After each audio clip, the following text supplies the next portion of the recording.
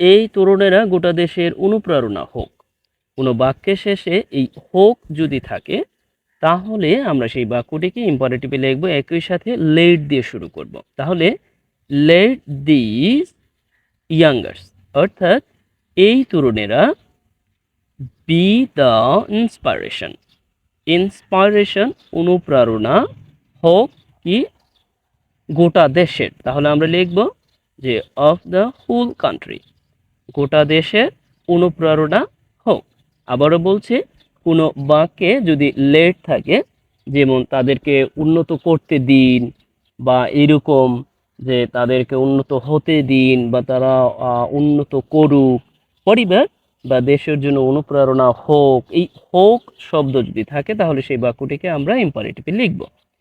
এরপরে আমরা লিখলাম যে let this youngers be the inspiration of the whole country, যে এই তরুণেরা গোটা দেশের অনুপ্রেরণা হোক। এরপরে আমরা দেখি এখানে বলা আছে যে প্রযুক্তির প্রভাবে আমাদের জীবন থেকে চিরায়ত অনেক অভ্যাস হারিয়ে যাচ্ছে। আমরা এখানে একটু লক্ষ্য করি, আমাদের অনেক অভ্যাস হারিয়ে যাচ্ছে, অর্থাৎ এখানে অনেক অভ্যাসই, এই চিরায়ত অভ্যাসই হচ্ছে সাবজেক্ট, রাইট?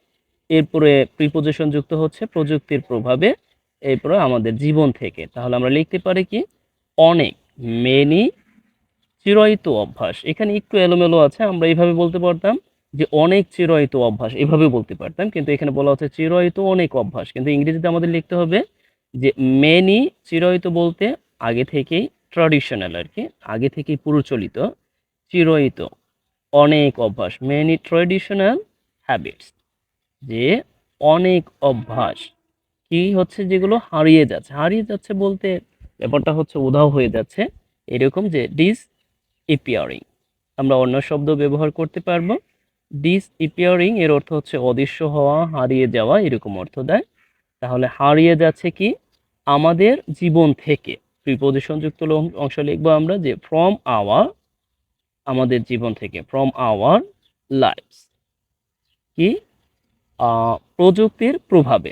এখন আমরা আরেকটি প্রিপোজিশন যুক্ত অংশ লিখছি, প্রভাবে বা কারণে। আমরা লিখতে পারি কি যে ডিউ টু, কারণে, দা বিস্তারের কারণে, প্রযুক্তির প্রভাব বিস্তারের কারণে। তাহলে আমরা লিখতে পারি কি যে ডিউ টু দ্য, এখন বিস্তারে, বিস্তারের ব্যাপারটা আমরা লিখতে পারি যে এক্সপ্যানশন, এক্সপ্যানশন অফ কি প্রযুক্তি, টেকনোলজিক্যাল, টেকনোলজিক্যাল ইনফ্লুয়েন্স। আমরা জানি যে টেকনোলজিক্যাল ইনফ্লুয়েন্স, ইনফ্লুয়েন্স অর্থ প্রভাব, আর প্রযুক্তিগত প্রভাব, টেকনোলজিক্যাল ইনফ্লুয়েন্স অর্থাৎ এই যে যে প্রযুক্তিগত বিস্তারের, অর্থাৎ প্রযুক্তিগত বিস্তারের কারণে আমাদের চিরায়ত অনেক অভ্যাস উধাও হয়ে যাচ্ছে বা হারিয়ে যাচ্ছে। আমরা চাইলে অন্যভাবে লিখতে পারবো, অন্যান্য শব্দগুলি ব্যবহার করেও লিখতে পারবো। আমি আবার একটু তড়িৎ গতিতে যাই, পরে আবার দেখিয়ে দিব। ওকে, এর মধ্যে একটি অভ্যাস হলো, নিশ্চিতভাবেই বলা যায় বই পড়া। তাহলে এর মধ্যে, এর মধ্যে একটি হলো, অর্থাৎ ওয়ান অফ দেম, তাদের মধ্যে একটি, one of them is definitely, নিশ্চিতভাবে বলা যায়, ওয়ান অফ দেম আমরা এখানে ইয়া লিখতে পারি, সেইড লিখতে পারি, বা ইজ দিলেও হয়ে যাবে। ডেফিনেটলি কি বই পড়া, রিডিং বুক। দেখুন অনেকেই বাক্যটিকে দেখলে বলে ফেলতে পারে যে রিডিং বুক অর্থ কন্টিনিউয়াস ফর্মে আছে, কিন্তু না, এটা মূলত কন্টিনিউয়াস ফর্মে নেই। এখানে মূলত রিডিং বুক, বই পড়া, এই অর্থটা দিচ্ছে, এই সেন্স এখানে অ্যাজ এ পার্টিসিপল হিসেবে ব্যবহার হয়েছে।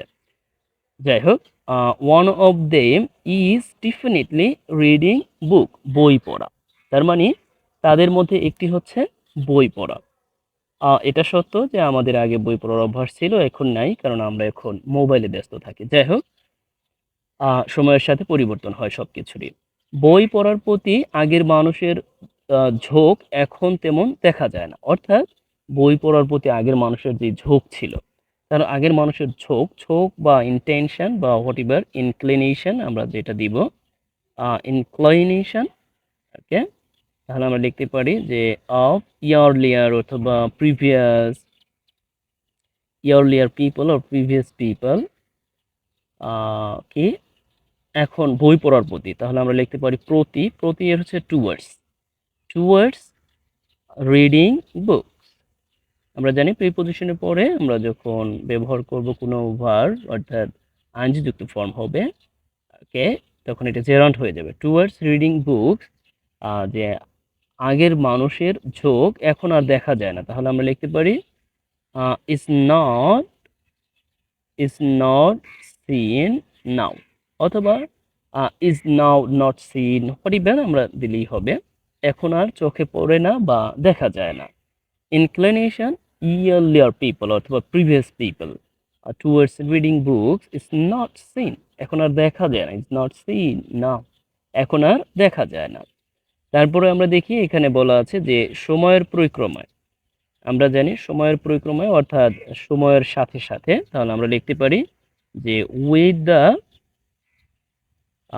প্যাসেজ, অথবা আমরা লিখতে পারি সময়ের সাথে সাথে with the passage of time, সময়ের সাথে সাথে, এইভাবে দেবা সময়ের পরিক্রমায়, প্যাসেজ বা ওয়ে রাস্তা, সেই অর্থে এখানে অর্থটা দিচ্ছে যে সময়ের পরিক্রমায় এলাকায় গ্রন্থাগার চর্চার দিনগুলোও হারিয়ে গেছে, তাহলে এলাকার গ্রন্থাগার চর্চার দিনগুলোও হারিয়ে গেছে, আমরা এই অংশটুকু জাস্ট কমা দিয়ে দিতে পারি যে দিনগুলো, তাহলে লিখতে পারি কি ডেইজ, ডেইজ অফ গ্রন্থাগার এলাকার, তাহলে local, local library, local library practice, যে লোকাল লাইব্রেরিতে যে প্র্যাকটিসগুলো করা হতো সেগুলো কি হয়েছে, হারিয়ে গিয়েছে, তাহলে আমরা লিখতে পারি যে হ্যাভ কি ডিসঅ্যাপিয়ার্ড,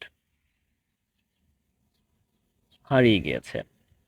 যেহেতু প্লুরাল ফর্মে আছে অর্থাৎ এই যে যে দিনগুলোর কথা বলা হয়েছে, গ্রন্থাগারে যে চর্চার দিনগুলোর কথা বলা হয়েছে, days of local libraries practice, আমরা এখানে এপোস্ট্রফি দিয়ে দিতে পারি লাইব্রেরিজ প্র্যাকটিস, কারণ এই গ্রন্থাগার চর্চার দিনগুলো, হ্যাঁ, গ্রন্থাগার চর্চার দিনগুলো, সেইভাবে একসাথে লিখতে পারি, অথবা আমরা এইভাবে লিখতে পারি days of libraries, libraries practice locally, এইভাবে লিখতে পারি, বা অ্যাট লোকাল এইভাবে লিখতে পারি, সমস্যা নেই, বা দুইভাবেই লেখা যাবে। অ্যাট লোকাল হ্যাভ ডিসঅ্যাপিয়ার্ড মানে উধাও হয়ে গিয়েছে বা এখন আর দেখা যায় না। যাই হোক, এরপরে আমরা লিখি যে এরপরেও বই পড়া নিয়ে কিছু প্রচেষ্টা আমাদের আশাবাদী করে তোলে, তাহলে আমরা লিখতে পারি কি যেমনটি আমরা দেখি পাবনার বেড়া উপজেলায়, তাহলে আমরা এখানে লিখতে পারি এরপরেও, আমরা তো কথার কথা বললে হাউএভার, এরপরেও বা যাই হোক এরকম লিখি, এখানে আমরা হাউএভার লিখতে পারি। যাই হোক, বই পড়া নিয়ে কিছু প্রচেষ্টা, তাহলে সাম প্রচেষ্টা, আমরা প্রচেষ্টা অ্যাটেম্প দিতে পারি, অথবা আমরা ইন্ডিভিউয়ালস দিতে পারি বা ট্রাইস দিতে পারি। সাম অ্যাটেম্প কি বই পড়া নিয়ে, তাহলে আমরা লিখতে পারি বই পড়া নিয়ে, যেহেতু অ্যাবাউট অথবা অ্যাবাউট রিডিং বুক, বই পড়া নিয়ে কি আমাদের আশাবাদী করে তোলে। এই পর্যন্ত আমরা সাবজেক্ট হিসেবে পাইলাম, এখন হচ্ছে আশাবাদী করে তোলে। মেক আস, মেক আস আশাবাদের ইংরেজিটা কি, আমরা লিখতে পারি যে হোপফুল, অথবা আমরা লিখতে পারি যে অপটিমিস্টিক, অপটিমিস্টিক যে আশাবাদী করে তোলে, করে তোলে। যেমনটি যেমনটি, যেমনটি ইংরেজি লিখতে গেলে আমরা সবসময় অ্যাজ ব্যবহার করব। As we see, as we see যেমনটি আমরা দেখি কোথায়, পাবনার বেড়া উপজেলায়, তাহলে বেড়া উপজেলা বানানটি হবে কিনা, বেড়া উপজেলা অফ পাবনা, অথবা শুধু পাবনা লিখলে হবে, অফ পাবনা বা আন্ডার পাবনা বা ইন পাবনা, যাই লিখবেন তাই হবে। যাই হোক, তার মানে আমরা পেলাম যে however some attempts about reading books, এই যে বই পড়া সম্পর্কে মেক আস হোপফুল বা অপটিমিস্টিক আমাদের আশাবাদী করে তোলে। যেমনটি অ্যাজ উই সি, যেমনটি আমরা বেড়া উপজেলায় দেখি। এটা সত্যি অনন্য উদ্যোগ, আমাদের সরকারিভাবে অবশ্য ভ্রাম্যমাণ লাইব্রেরি আছে, তবে তারাও গড়ে তুলেছে ভ্রাম্যমাণ লাইব্রেরি। যাই হোক, সেখানে স্কুল শিক্ষার্থীদের বই পড়ার প্রতি আগ্রহী করে তুলতে কিছু তরুণ ব্যতিক্রমী উদ্যোগ নিয়েছে, অর্থাৎ কিছু তরুণ ব্যতিক্রমী উদ্যোগ নিয়েছে। তাহলে আমরা কি লিখতে পারি, যে আমরা দুইভাবে লিখতে পারি, অনেকভাবে লিখতে পারি, যে দেয়ার সাম দেয়ার সাম তরুণ, তাহলে ইয়াঙ্গার্স আমরা এইভাবে লিখতে পারি। আমি একটু লিখে দেখাচ্ছি। দেয়ার সাম ইয়াঙ্গার্স কি নিয়েছে, হ্যাভ টেকেন, ব্যতিক্রমী, তাহলে আমরা ব্যতিক্রমী, ব্যতিক্রম ধর্মী, তাহলে আমরা লিখতে পারি কি, যে এক্সেপশনাল, আমরা জানি যে ব্যতিক্রম ধরে এক্সেপশনাল, এক্সেপশনাল কি ইনিশিয়েটিভ নিয়েছে, রাইট, যে উদ্যোগ নিয়েছে, এক্সেপশনাল ইনিশিয়েটিভ, ব্যতিক্রম ধর্মী উদ্যোগ নিয়েছে কি করতে, যে টু বই পড়ার প্রতি আগ্রহী করে তুলতে। তাহলে আমরা কি লিখতে পারি, যে টু মেক, আমরা এই ক্ষেত্রে মেক ব্যবহার করব, মেক পজিটিভ ভার্ব হিসেবে, একই সাথে ইনফিনিটিভ, টু মেক কি স্কুল শিক্ষার্থীদের, তাহলে এখানে আসবে যে স্কুল শিক্ষার্থী, তাহলে স্কুল স্টুডেন্ট বা স্কুল গোয়িং স্টুডেন্ট, অর্থাৎ স্কুলে যাওয়া শিক্ষার্থীদের কি করতে, আগ্রহী করে তুলতে। তাহলে আমরা লিখতে পারি যে ইন্টারেস্টেড, ইন্টারেস্টেড। আমরা যখন মেক ব্যবহার করব এবং আগ্রহী, অর্থাৎ সেই ক্ষেত্রে আমরা এই ফর্মটিকে পাস্ট পার্টিসিপল ফর্মেও নিয়ে আসতে পারি, আগ্রহী, অথবা আমরা প্রেজেন্ট ফর্মেও রাখতে পারি। ওকে, তাহলে আমরা লিখতে পারি কি, আগ্রহী করে কি ইন রিডিং বুক, বই পড়ায়, ইজ রিডিং বুক। সাধারণত যখন আমরা কোনো পজিটিভ ভার্ব ব্যবহার করব, তখন এরপরে এই ভার্বটি কখনোই পরিবর্তন করতে হয় না, একেবারে যেভাবে আছে এইভাবেই, জাস্ট ইন্টারেস্ট এইভাবেই আমরা বসিয়ে দিতে পারি।